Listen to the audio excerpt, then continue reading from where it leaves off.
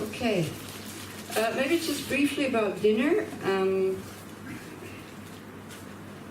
There must have been a misunderstanding with the kitchen, because usually it's the other way around. Usually we get very light lunch, and we get like lots to eat at dinner, like warm and nice and different kinds of food. So if somebody felt deprived of not having enough food, I mean, I'm really sorry about this. For me, there was enough food. There was just not enough of everything, but I think there was definitely enough food. And you know, I don't want to go like this, no, this for you is the moment to look at your mind, but it is. You know, there was a promise for food, yeah? So maybe you were looking forward to it, and then it's not there, and the promise is not kept. So then, as I said this afternoon, that's when we react very strongly.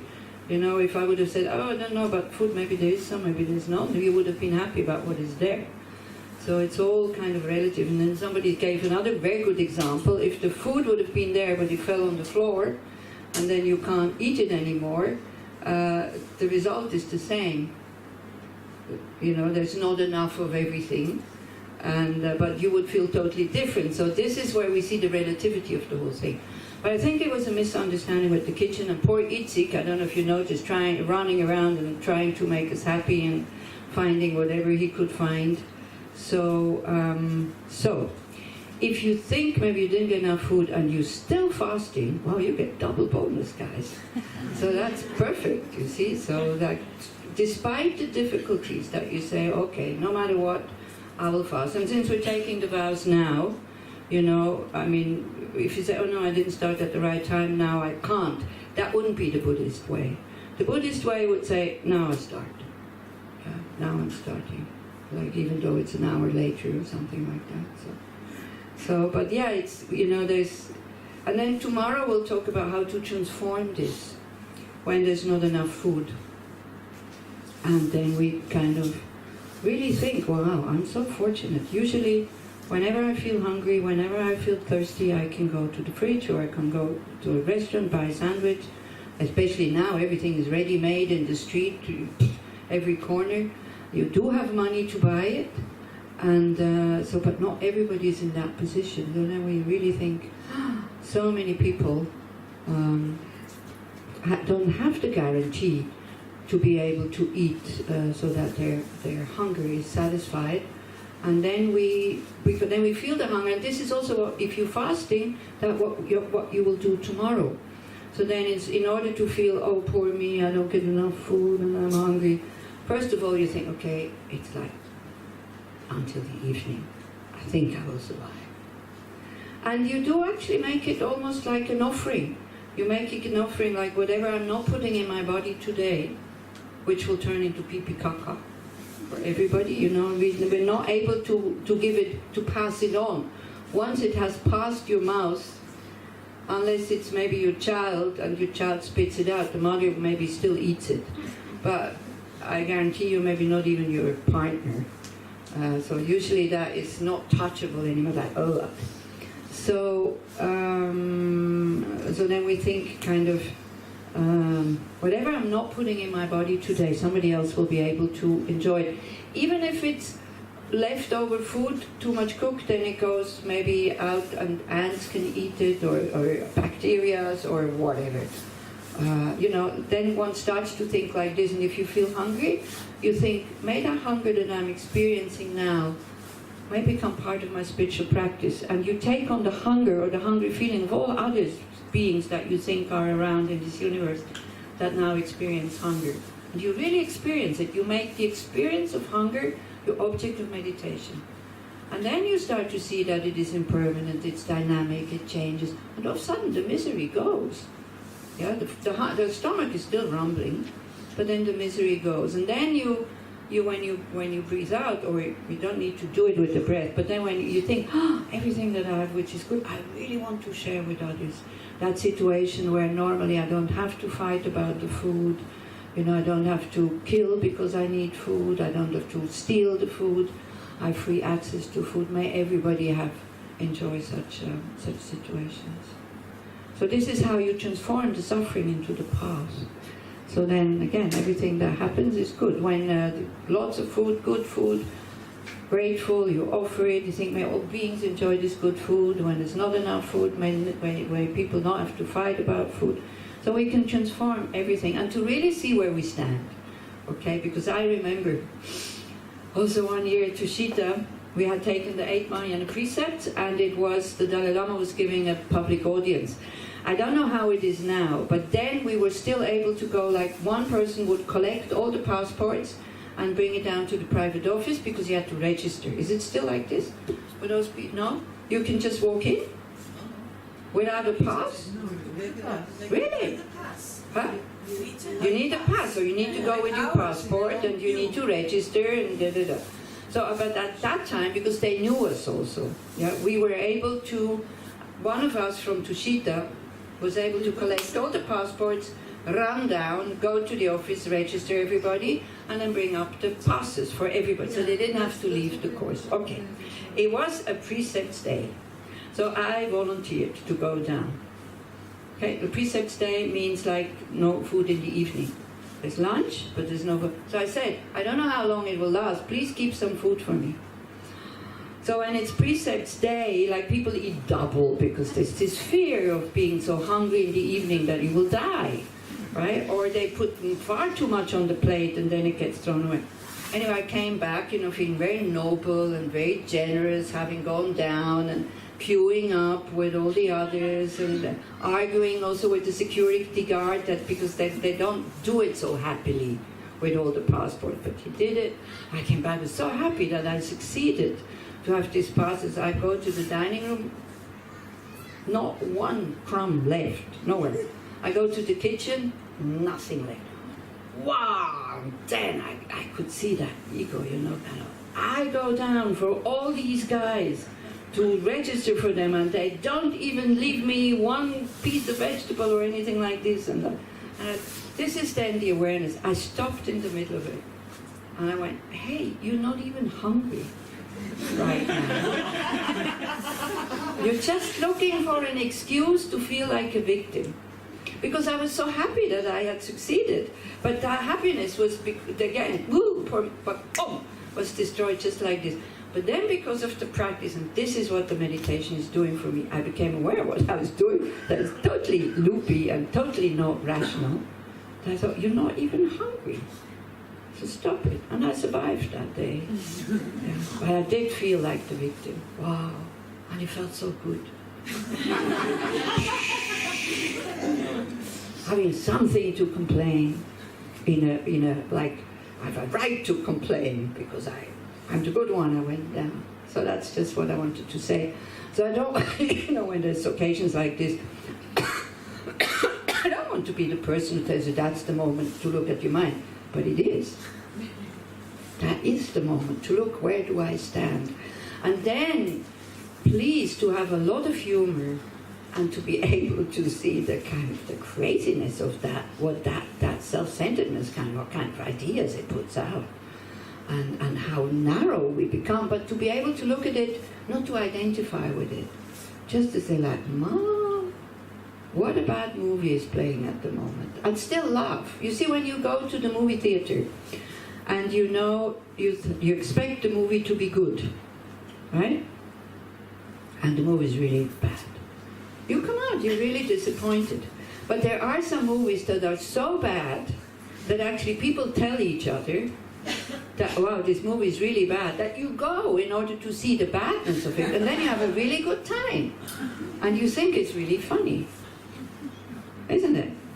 There was a series like this in England. There was an au pair girl, it was called Crossroads. Like the Kulissen, how is it called, Kulissen?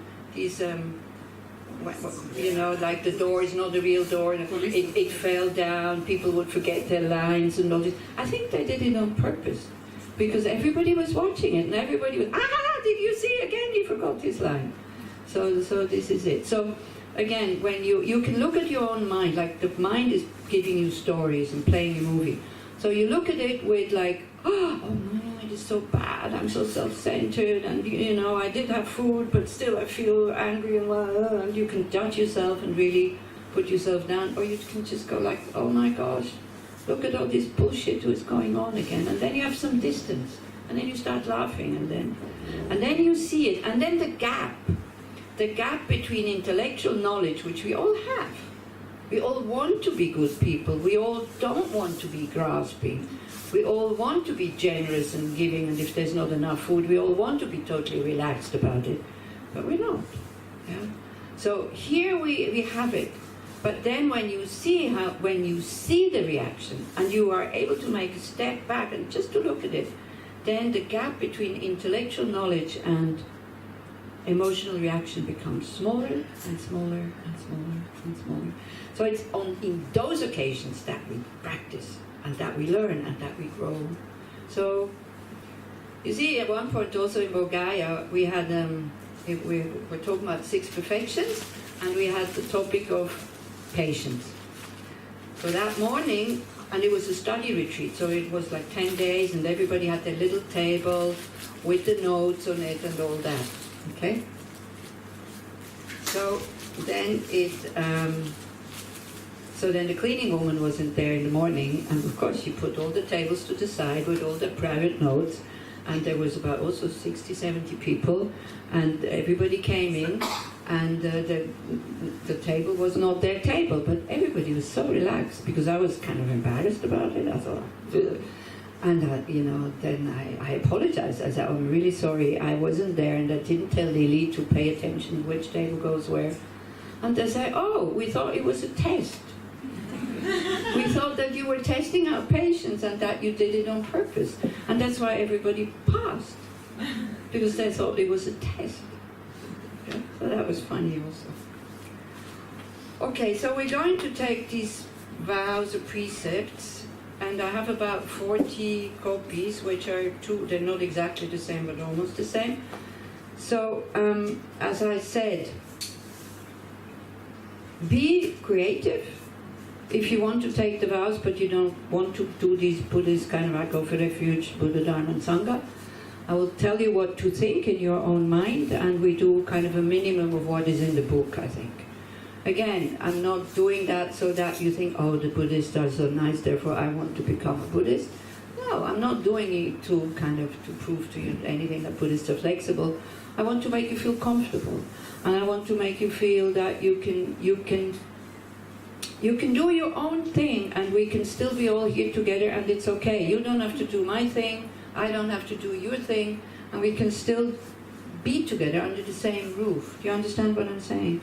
Because I learned this, we have in Bern, we have this, what is called the House of Religion, where we have 5 religions under the same roof. Each has their own room, each does their own thing. Like here, there's the synagogue up there. So they're also praying for a good heart and for more peace and all this, so that's great. Yeah? So then they're doing something different, we're doing something different. It's okay, we can still have this friendly feeling when we see each other on the road. Yeah, do you understand what I'm saying? And this is happening in Bern, and I think it's so beautiful. I feel so good in that place, you know? To, like, harmony and diversity. So it's okay, just be, whatever appeals to you to take vows. I mean, I don't know, do you take vows sometimes in your traditionals, I guess? Yeah, or making a promise.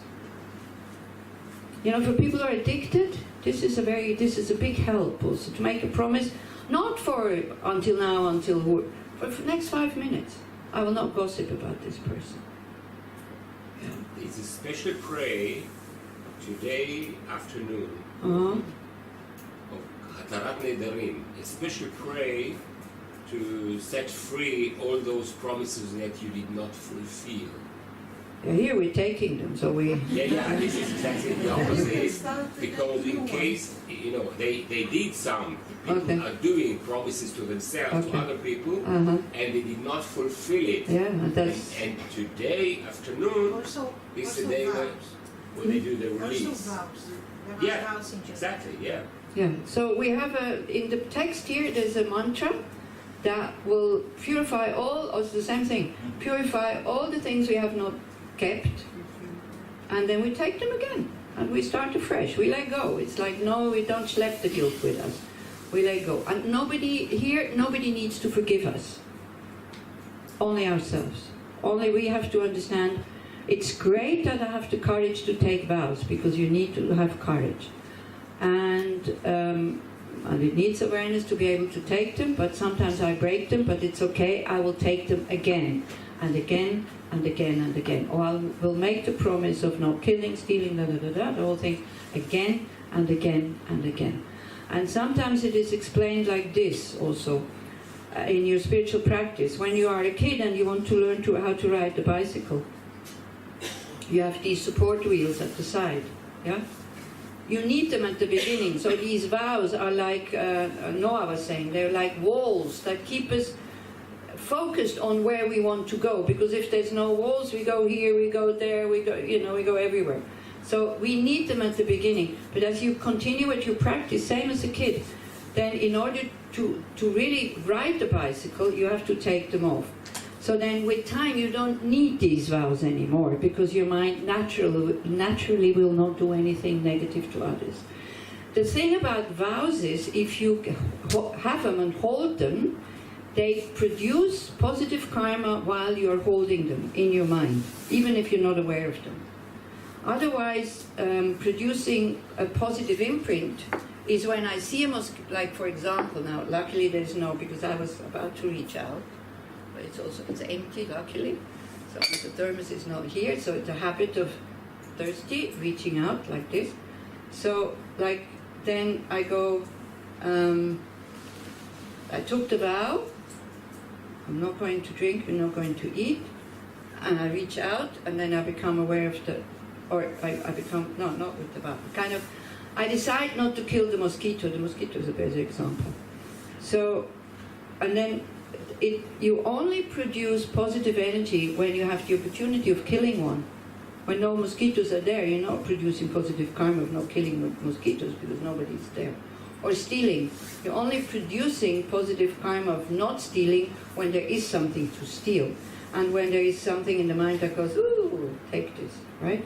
Whereas when you take these vows, this is why they're so beneficial, they create positive energy in your mind while you are having it. So this is why we take them for 24 hours. Some people take them for their life, not necessarily these 8, but 5, the 5 lay vows: not to kill, not to steal, not to lie, no sexual misconduct, like not forcing anybody, or not cheating on your partners, that's mainly what it is, and no intoxicants. Can you imagine the world if people would only take the vows and at least try to keep them? What kind of world we would have? Just by sincerely taking vows and really wanting to keep them, and having them like these support wheels. We break them, we take again, we break them, we take again, and slowly, slowly being able to take off these wheels. That would be fantastic. Okay? And it has to come from your side. It has to come, I want to become a non-harming person. Yeah? Where, Buddha or God or me saying, you have to take these vows, it's not going to work. Okay? So we'll distribute the texts. If you don't want them, just say, I don't want it. Yes?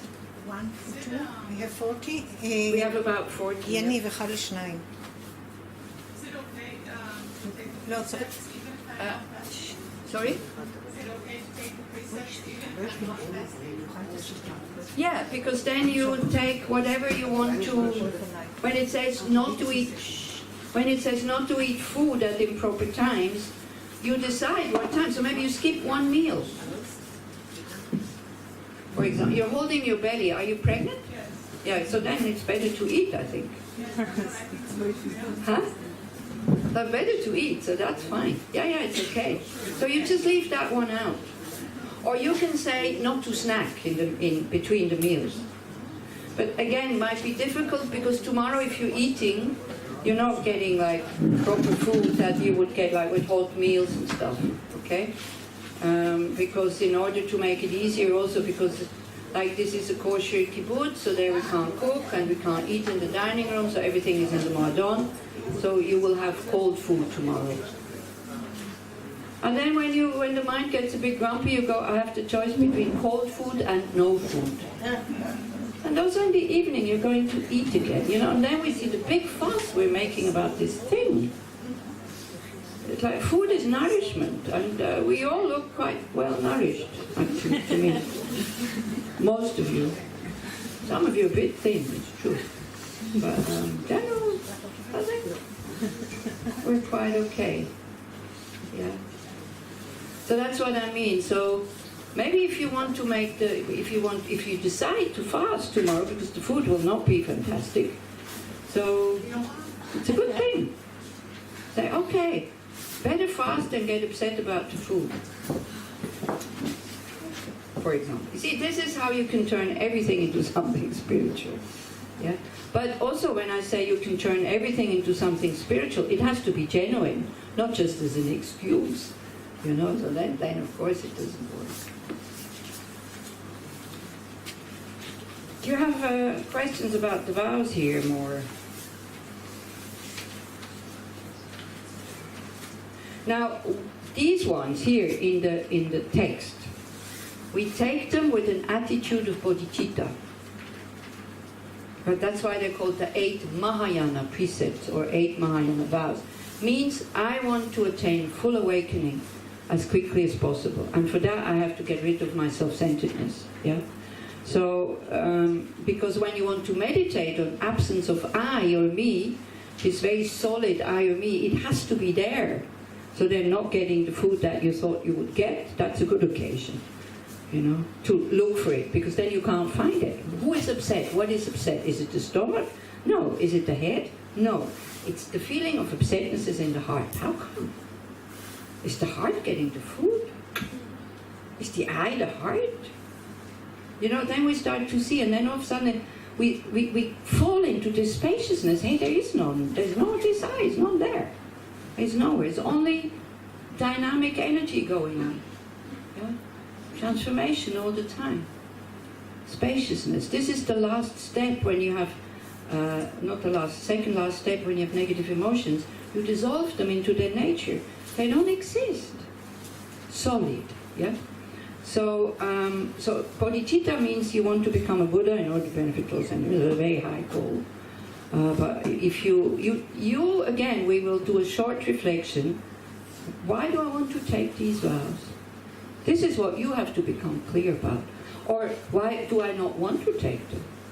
Is it just because, me, I don't need vows? Okay, fine with me. I do need vows, and I see how they protect me from becoming nasty or lying. I was a great liar when I was young. Also, I was absolutely not ethical. You know, my ethic was, as long as nobody gets me, I was fine to do whatever I want to do. That was my ethical behavior. I'm glad I kind of learned about karma. Yeah? What is the vow of not singing, dancing, playing music? Because we had Mexicans last retreat who was here at last retreat and the retreat before. Would you have liked that these Mexican young men have a vow of not singing, dancing, playing music? Because they were singing, dancing, playing music until 5 o'clock in the morning, and very loud. We're in the 2-story building went up there. Okay? So it's for 24 hours. No, but I'm just asking for the meaning. Why? Yeah. What do you think? I don't know. I like music. Yeah. Exactly, because of that. Very often we take refuge in music, pleasure, and all this. So all this is being taken away, and then we see how dependent we are on that. Yeah? That we are missing it. And also, you know, it's a spiritual place, so if everybody starts to play music and you want to meditate, it's not such a good thing. But it's to show our attachment to it. Yeah? It's not a... You said there's some actions that by nature are negative. Stealing, killing. Why are they negative? Because the Buddha says? Because it's hurting someone else. Because we know that when it's done to us, we suffer. That's why they're negative. It's as simple as that. Yeah? Whereas singing, dancing, playing music, eating and all this, it's not by nature a negative action. But this is also to go against our attachments. Yeah.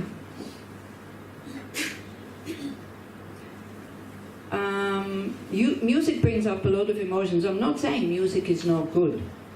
Like, especially like in Europe, church music, it can really move you and also open up the channels. Singing is very good also, for example, to open up the channels, but not that day. That day you look inside and you take away all these other crutches that we use in order to be happy, so that we learn to live without these crutches. And then when we have learned, music comes, wonderful. No music, no problem. I used to have a restaurant, so then whenever I was in the kitchen, I was cooking or in the car, the first thing I did, I turned on the music, whole day. And if the thing was broken, it was disaster. Because it had become so much part of me, that music. Now maybe it's more mobile telephones also, that we're so, that this instinct of reaching out and looking if something has come. So this is what we're trying to cut. But it's nothing negative, it's okay. It's all right. It's nice people who sing, If you're not upsetting your neighbors, then it's fine. Yeah? So, but this is to show our attachments. Also, like perfumes, when the group is, imagine, all the women who are here would wear their own perfume. Imagine that. We would go out with such a headache.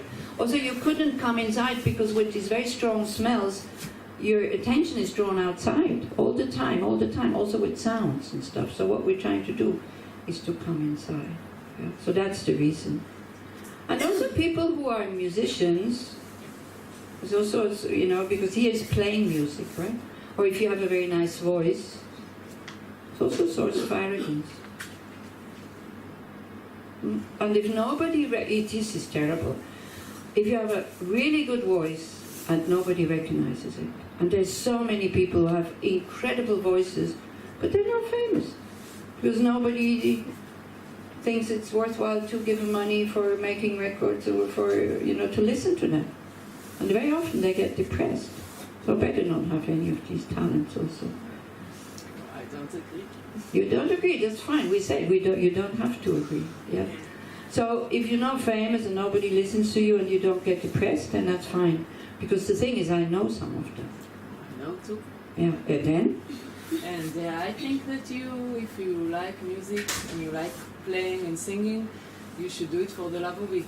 Yes, but many people need the affirmation from others that you're good. Because it's not easy, but it's not easy to do things you exactly. like. If you do it, as you say, for the love of it, absolutely no problem. But how many people, just cooking, another thing, cooking. Are you able, you have cooked a meal for somebody, the somebody sits in front of you and just eats and doesn't say anything. Are you able to retain yourself from asking, is it good? You need the affirmation from the other that it's good. Because we don't do it for the love of it. We should. That'd be great. But many people want to use it to be special. So if you don't have a good voice, then at least that problem is not there. No, okay. But then you can also live in in the Tibetan tradition, the main thing is that you sing loud. So you'll see tomorrow in the puja, you have to sing loud. It doesn't matter if you have a good voice or not a good voice. Main thing is that you sing loud, and nobody cares when you totally sing off tune. That's nice, what I think, Okay. Because here people don't dare to sing when they're not when they don't have the ear to be in the right tune. There, I got so upset at the beginning. Wow, it's terrible the way they sing. But then I started to understand the system. They sing out of joy. It's an offering. Whether you have a good voice or not a good voice, doesn't matter. So it's about this. But yeah, it's good if you have a good voice and you make it an offering to others to make them happy. I upset a composer, I think, one point in Sweden very much when he said, I'm composing because I want to make people happy and all this, and that's why I'm doing it. So I said, well, if music would make people really happy, don't you think we have enough music already? He was upset, he was angry. 2 days later he came back and said, thank you very much for making me see that I'm not doing it for others. I'm doing this to get affirmation that I'm a good composer. So then he can change his attitude. You see, this is the thing.